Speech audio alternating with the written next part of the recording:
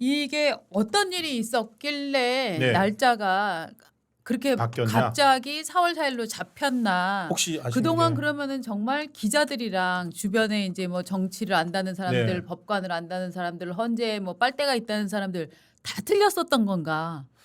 그런 그러니까요. 의미 들지 않아요? 그 무슨 일이 있었을까요? 무슨 일이 하여튼, 있었던 거죠? 요 그동안에 뭐 부분에 나왔던 대해서, 얘기는 뭐 네. 헌법재판소 평의 와중에 네. 과정에서 뭐 고성이 오갔다. 네. 그리고 그 고성이 여성들 목소리였다. 그 여성이 그럼 누구냐? 김복형 재판관이다. 뭐 정계선 재판관이다. 이거 다 사람들이 뭐 언론에 나온 것은 아니고 어떤 네. 뭐 이른바 받은 걸들 예. 그리고 뭐 일부 유튜버들이 네. 했던 말인데 그러면서 헌재가 어쨌든 못 잡고 있다라고 했던 거거든요. 맞습니다. 바로 직전까지도. 예. 그런데 지금 왜 갑자기 4일 오전 11시로 선고가 잡혔느냐. 그렇죠. 그게 참 신기하단 말이죠. 자, 우리가 어저께 우리 신차장이 저한테 공유해 줬던 받은 문서 요거 받은 걸 공개하시는. 하나 좀 볼까요? 네. 이것도 추정입니다. 이 네. 받은 걸 이거를 근데 제가 우리 PD님들한테 공유를 해드릴 테니까 지금은 사실 우리 시청자 여러분들하고도 공유하는 게 좋을 것 같아서 그런가요? 네. 이건 저희가 자, 받글 요거 하나 좀 지금 보내드린 거 하나 좀 보여주시죠. 지금 뭐 얘기 나오는 근거들 중에 하나는 그겁니다. 4월 4일 날 일부 기자들이 이미 좀 취재를 하고 있었습니다. 네. 헌법재판소 주변에 그 경찰 쪽에 시설 보호 등급을 올려달라 네. 그런 요청이 있었습니다. 그래서 이제 그걸 가지고서 감을 잡은 사람들이 있었고 그리고 4월 18일이 저 한번 보시면서 하시죠. 자 이게 취재 JTBC에서 헌법재판소 네 이례적으로 내일 오전 회의가 있다고 단독 보도를 했다 JTBC가. 그게 이제 저게 이제 받은 걸 내용인데 그게 이제 네. 근거가 헌법재판소가 뭐 시설 보호 등급 격상했다 이런 얘기들이 나오면서 추정을 한 거였죠. 그런데 그게 내일 어제 아침에 발표가 되면서 맞았던 걸 됐습니다. 네. 그러면서 저렇게 해석이 나옵니다. 예. 그래서 이제 원래 4월 3일 4일 선고를 추진한 배경에는 김복형 재판관이 강력하게 주장을 했다. 그런 소문이 있었다. 지난 네. 주말 박찬대 원내대표가 보수 재판관 3인을 향해서 이름 다 불렀잖아요. 그렇죠? 이름을 쫙쫙 부르면서 누구누구 이름 불렀죠? 그 뭐 저기 김복형 재판관 그리고 정영식 재판관, 조한창 재판관 이름을 정영식 재판관, 조한창 재판관, 김복형 재판관 을사오적이 되지 마십시오. 이렇게 따박따박 얘기를 했단 말이죠. 마이크를 쥐고. 을사오적이라고 공개적으로 매도하고 인신 공격을 한 게 결정타라는 것이다. 김복형 재판관은 재산이 8억에 불과하며 헌법재판관은 물론 고위 법관 중에서도 가장 청렴하고 원칙적으로 살아온 것으로 정평이 나 있다.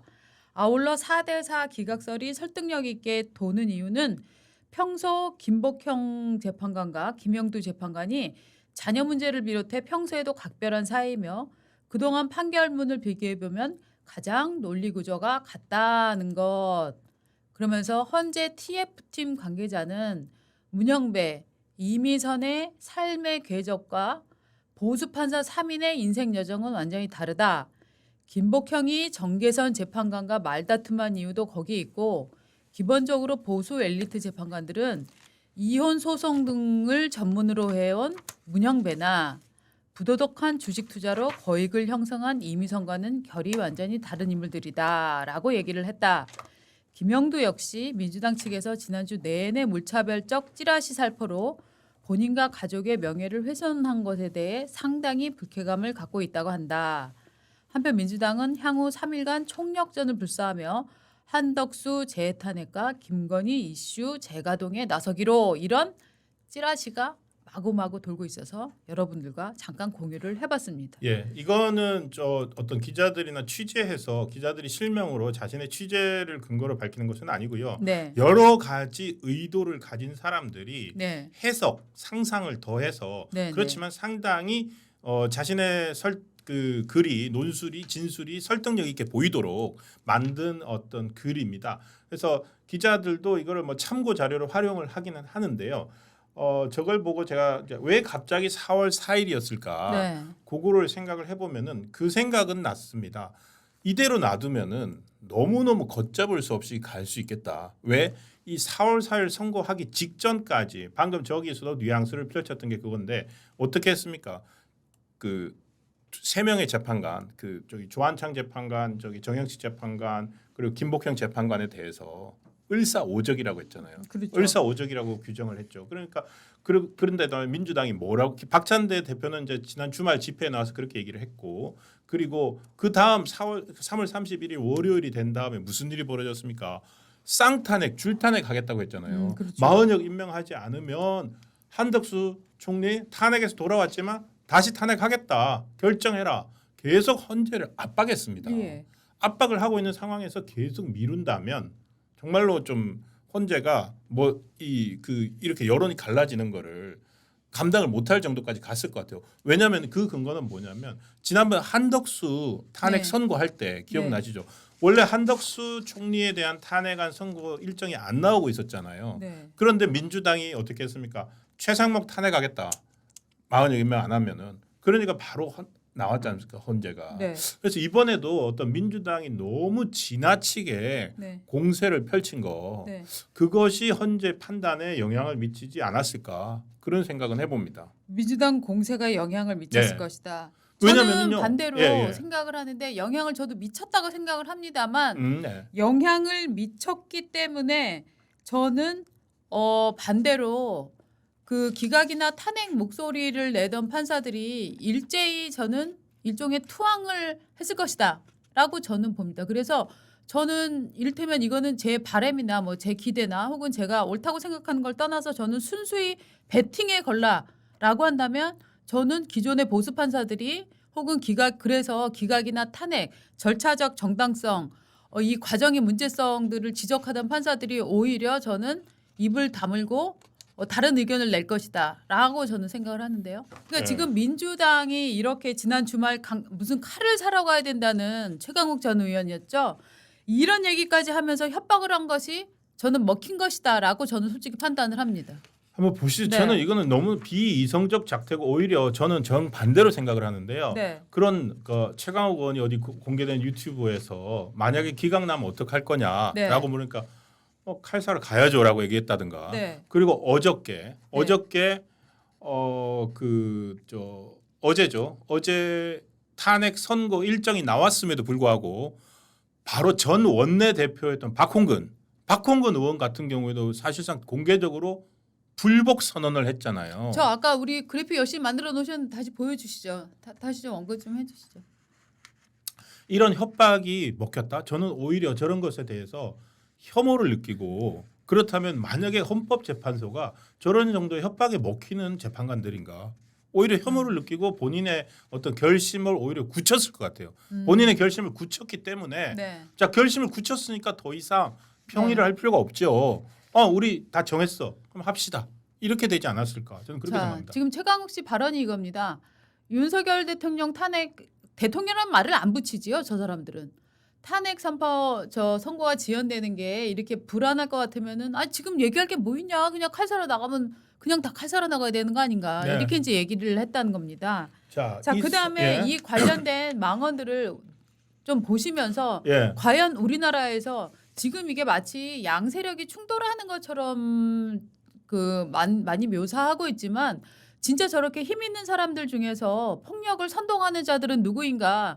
저 사람들이 어느 당 소속인가를 한번 보십시오. 자, 저 다음 거 그거 한번 보여주세요. 저 이재명 대표가 네. 3월 31일 월요일입니다. 그러니까 3월 31일 월요일 날 광화문 천막당사에서 최고위원 회의를 열면서 저 얘기를 했습니다. 윤석열이 복귀하면 네. 윤석열이 대통령 복귀하면 대한민국 국가 전속에 관한 문제가 될 것이다. 네. 굳이 5.18 광주 상황을 상기하지 않더라도 서울을 포함한 대한민국 전역이 군사 계엄에 노출되는 일인데 엄청난 혼란과 유혈 사태를 감당할 수 있을지 상상해 보라. 뭐냐면은 복귀하면은 이거는 계엄해도 된다는 판단이다. 네. 제2 계엄 할 거다. 네. 굳이 제주 4.3, 5.18 얘기를 계속 두 번이나 합니다. 그러면서 전국적인 유혈 사태를 감당할 수 있겠냐 상상해 보라 이건데 유혈 사태를 누가 냅니까? 윤석열 대통령이 복귀했을 때 유혈 사태 왜 나겠습니까? 저거는 만약에 복귀 결정이 난다면 받아들이지 말라는 얘기예요. 그렇죠. 그리고 헌법재판소 저 말을 할 때만 해도 헌법재판소에 대한 압박으로 생각을 했는데 압박이면서 동시에 자신의 지지자들에 대한 선동이더라고요. 선동이죠. 저건 완전한 선동입니다. 그런데 그러면 헌법재판소가 예. 저거에 굴해서 기존의 어떤 절차적 정당성 문제에 대해서 문제점을 지적했던 재판관들이나 그리고 과연 이것이 파면할 정도의 사안인가라고 생각할 수 있었던 분들, 특히나 그 내란죄 부분 처리한 것 때문에 절차 문제 정당은 계속 논란이 되고 있지 저희가 않습니까? 계속 정말 초반부터 지적을 근데 해왔잖아요. 그분들이 네. 저것 때문에 인용으로 돌아선다. 나라의 혼란을 막기 위해서. 그럼 민주당식으로 저렇게 협박하는 정치, 선동하는 정치를 앞으로 계속 해도 되는 건가요?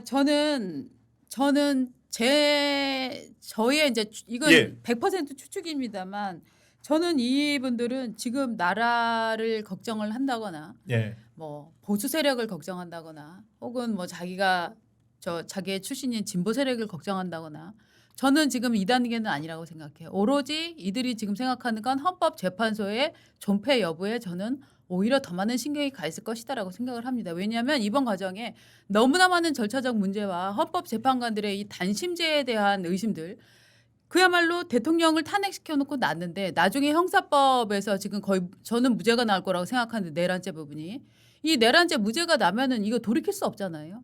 그럼에도 불구하고 우리나라의 지금 헌법재판소는 단심제로서 정치적 탄핵을 가능하게 만들었기 네. 때문에 그렇죠. 예. 우리는 지금 헌법재판소가 왜 필요하냐라는 지금 크나큰 의문을 지금 제기하고 있어요. 저는 헌법재판관들이 지금 가장 염두에 둔 것이 헌법재판소가 존재할 수 있겠느냐 이게 지금 사라지겠느냐는 걱정을 저는 가장 많이 한다고 생각합니다. 그렇기 때문에 엘리트들은 저는 비겁하다. 그래서 자기의 존재 기반을 더 많이 생각하기 때문에 의견을 하나로 수렴해갈 가능성이 매우 크다라고 저는 생각을 합니다. 네. 그럼에도 불구하고 예. 네. 알겠습니다. 근데 저는 그 지금 일단 이 네. 망언들을 일단 정리를 좀 했으면 좋겠는데요. 일단 박홍근 페이스북도 한번 좀 보여주시죠. 자 보십시오. 저거는 어저께 선고가 나올 선고 일정이 잡히기 전후로 내온 건데 네. 뭐 선고 일정이 잡힌 후든 전이든 상관이 없습니다. 네. 보십시오. 비정상적 선고에 대한 불복 저항 선언으로 위헌 릴레이를 멈춰 세웁시다. 정족수로 내란 속의 윤석열 탄핵을 만회하나 5대3으로 기각 또는 각하한다면 이를 어떻게 수용할 수 있겠습니까? 상식을 가진 주권자라면 재판관 1인의 부작위 미임명으로 인해 심판 결과가 완전히 달라진 것에 불복할 수밖에 없습니다. 저 맨 밑에가 핵심이네요. 국민적 불복 저항 운동을 미리 공표함으로써 두 대행의 위험천만한 무슨 릴레이입니까?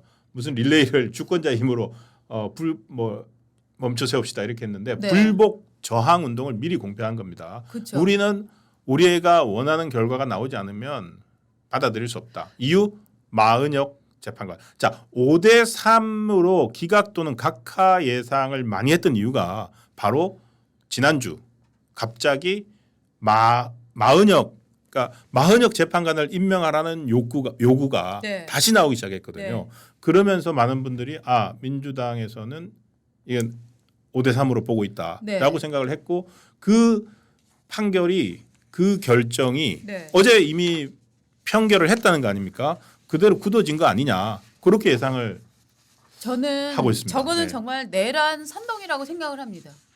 전 내란 선동 아닙니까? 지금 내란 선동을 하고 있는 저 거죠. 내란 선동이에요. 그래서 저 저렇게 내란 선동을 지금- 한다고 하더라도 먹히지 네. 않을 정도의 우리 국민들이 상식을 갖고 있다고 생각합니다. 전 내란 선동이라고 생각을 하고 한민수 가해자는 승복에 대한 메시지를 한 번이라도 냈습니까? 지난달 이거 26일입니다. 네. 왜 피해자들에게 승복을 할 거냐 안 할 거냐 윽박질입니까?